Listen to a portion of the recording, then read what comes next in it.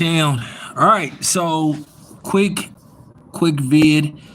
According to ESPN, Mike Cobbinger, according to some other media outlets, it appears that a deal has been reached in where Devin Haney will take on Ryan Garcia. It appears that the fight is going to happen April the 20th in Las Vegas, Nevada, not Atlanta. They were going to fight Adrian Broner in Atlanta if a deal would have been reached. They did try to negotiate with Adrian Broner, but Ryan Garcia became available after negotiations failed with Rolly Romero, and that's basically it. So we have a fight according to these reports. And of course, you know damn well I'm going to be there. So everybody come out.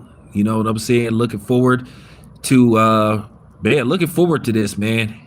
You know. So it appears that a deal has been reached. At the end of the day, you know, I'll roll with Team Haney all day, every day. You know what I'm saying? Bay Area. Las Vegas is gonna be lit. You know what I'm saying? This event is going to sell out. We know it's going to sell out. So according to my guy Vegas Mark, more than likely it'll be at the MGM Grand versus the T-Mobile. So, but you never know. And who knows? If they feel like it's big enough, I wouldn't mind this being the first fight that take place at Allegiant Stadium, but or the Sphere. But it appears that the first Combat Sports event going to take place at the Sphere like in September, and that will be UFC. So at the end of the day, Dana White is basically imposing his will on boxing. But at the end of the day, I'm glad that a fight got made. I'm glad that that everybody came to their senses. More so Ryan Garcia came to his senses that he wasn't bringing them in like he thought. Keep in mind, Ryan Garcia's last fight in Houston sold like 7,000 tickets.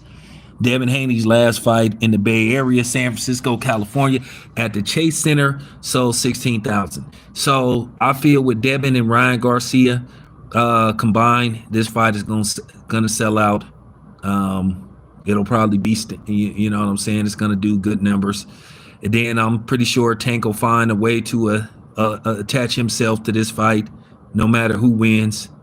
He gonna refer to Ryan Garcia as a leftover, and he gonna sit up there and keep track of how much the tickets cost. But according to reports, Tank seems to have trouble finding his next opponent because basically he can't get the money that he's demanding, because PBC, Al Heyman, have to foot the bill for all these fights.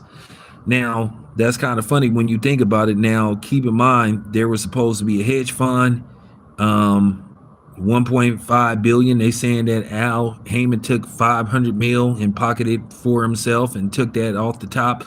So I guess Al Heyman is going to have to dig into that 500 million that he took off the top. Hopefully he invested it and stretched it and went from 500 million to 700 million or 800 million. You know what I'm saying? Al Heyman owns a business, but I ain't going to say what his business is because, if he wanted it to be public, he'd make it public. But, with that being said, I'm pretty, like I said, everybody's going to clout chase this fight. Rolly's going to clout chase this fight. Subio Matias is going to clout chase this fight because a lot is going to be at stake. Now, Subio Matias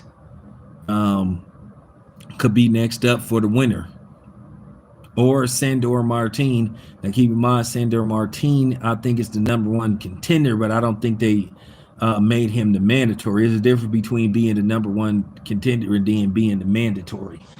The sanctioning bodies have to say it's mandatory that you fight to do, but then again, we all know mandatory means absolutely nothing. It's like an NFL contract is guaranteed until it's not guaranteed. Because you can sit up there and say somebody is the mandatory, and then they could choose to not exercise their, you know what I'm saying, their right to get a fight.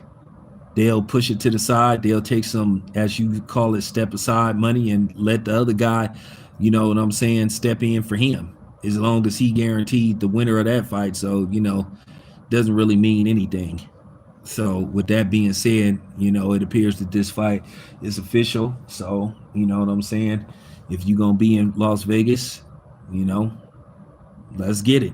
So, I'm happy for both of these guys. I'm glad that a deal has been reached. So, at the end of the day, keep in mind Ryan Garcia, as he faithfully likes to do, which is pull out of fights.